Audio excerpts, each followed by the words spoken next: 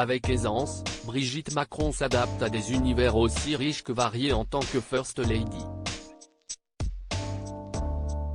Précédemment dans un collège pour la fameuse dictée de l'association Ella, elle était aux côtés de son époux à la Cité du Vatican pour se rendre à une audience avec sa sainteté François le 24 octobre 2022, indique l'AFP.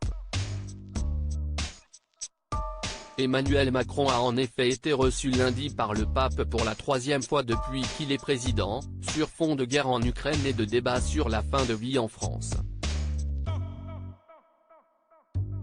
À cette occasion, la première dame de France a choisi une tenue impeccable pour se présenter devant le chef religieux des catholiques, une robe noire mi-longue à col lavalière, des souliers à talons fins et un chignon banane bas élégant comme coiffure.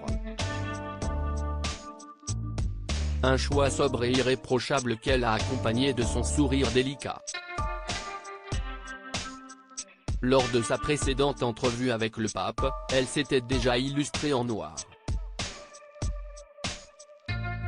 Le tête-à-tête avec le souverain pontife devait être suivi d'un entretien avec le numéro 2 du Saint-Siège, le cardinal Pietro Parolin, ainsi qu'avec le ministre des Affaires étrangères du pape, Monseigneur Paul Gallagher.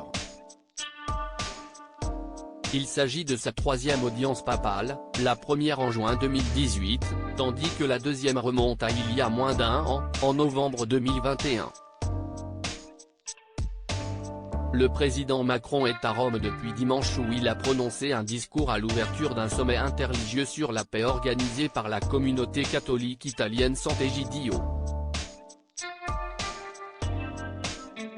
Il y a livré un plaidoyer pour la paix en Ukraine, tout en soulignant que celle-ci ne pourrait intervenir que quand les Ukrainiens le décideront et selon les termes de Kiev.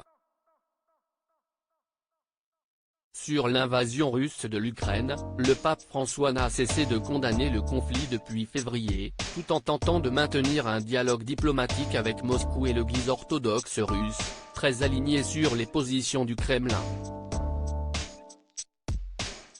Emmanuel Macron a aussi appelé les religions, dans son discours de dimanche, à leur devoir de résistance contre la pulsion de pureté et le retour des grandes peurs qui agitent les sociétés occidentales. Selon l'Élysée, les chrétiens devaient aussi porter sur les débats de société en France, comme l'accueil des réfugiés et peut-être la fin de vie. Le pape s'est élevé vendredi contre l'euthanasie lors d'un discours devant des élus français, au moment même où Paris s'apprête à lancer une convention citoyenne sur cette question délicate pour aboutir à un éventuel changement de la loi, un sujet sur lequel la star Line Renaud s'était montrée très impliquée. Les points de vue divergent donc sur le sujet.